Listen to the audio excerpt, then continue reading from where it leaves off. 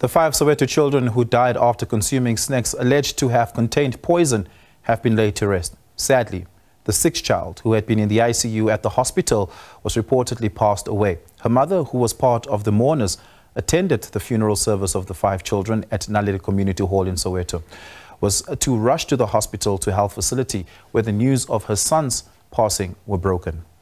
The moment became even more somber when the passing of the 6th child was announced. Children failed to contain themselves and burst into tears.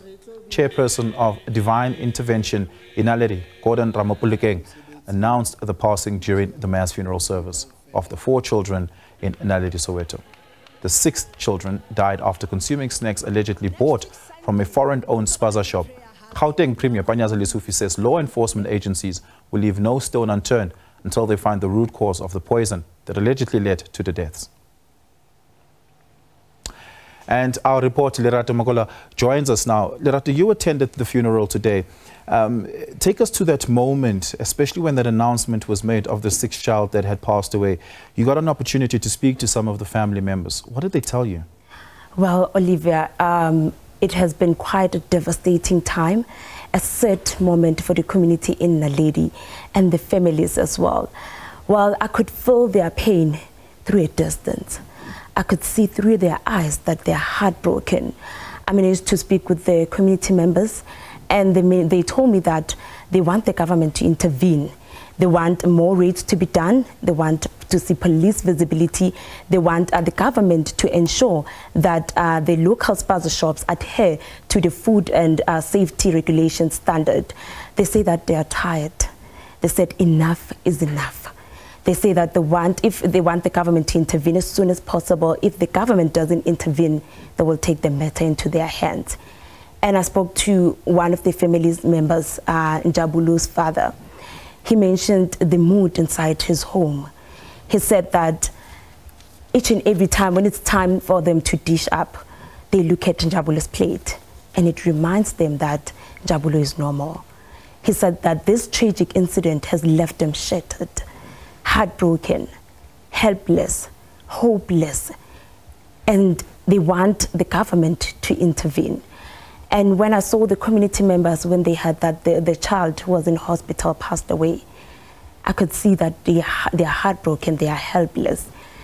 And the community members mentioned that they've lost hope because the child who was in hospital that passed away was the lead to solving this case. They believe that the police that are investigating the circumstances surrounding the deaths of the children, they will not be able to uncover the truth because the child was the lead to solving this case. There seems to be 2 theories going around about what may have happened. One parent had confirmed to you that their children had indeed bought snacks from a local spaza shop, while another parent seems to be pointing fingers at a neighbor. What do you know about that? Yes, there's different stories. We had different stories. Some say a neighbor gave them biscuits, gave them money, but we know that investigations are still underway. The National Consumer Commission and the Gauteng Food Safety, together with the environmental health practitioners, they've confirmed to us that they are investigating the matter, and the Gauteng Premier Panyaza Lesufi as well confirmed that the police are investigating the matter. These children are all from different households but went predominantly to 2 different schools. You mentioned children crying in the funeral service today when the death of the 6th child was announced there, Katleo Olifant, 7 years old. When you spoke to some of the family members, especially those whose children were attending the funeral today, what did they tell you about the fear that they might now have for their own children? They said that they ask themselves each and every day when they wake up in the morning, they ask themselves whose child is next, who is next. They say that they are afraid.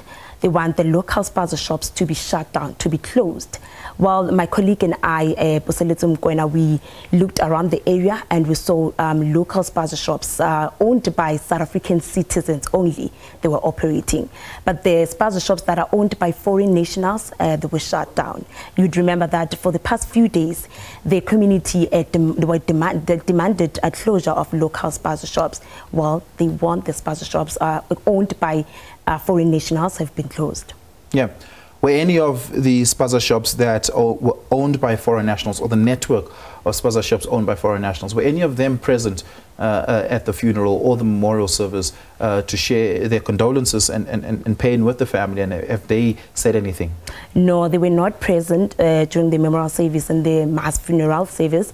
However, during the looting incident, they didn't want to talk to us. They didn't want to comment, and said that people, the community is speculating. They are saying things that are not true. That's all. Yes. Yeah. Lerato, this is a tragic event. These are children, the youngest being 6, the oldest being 8, it seems. As you attended this memorial service, we expected to report on this dispassionately, only on the facts. But you were present in the hall hearing those crying voices. What did you feel? It was traumatic. I cried. It was hard for me to see young children paying their tributes to their classmates, to their friends, and teachers as well, saying that it hurts for them to see young children dying like this. I cried. I couldn't speak to some of the community members, and I took some time to breathe in because it was too much. It was overwhelming. Yes. Lerato, thank you so much for your time. Really do appreciate it. Lerato Makola, SABC News reporter.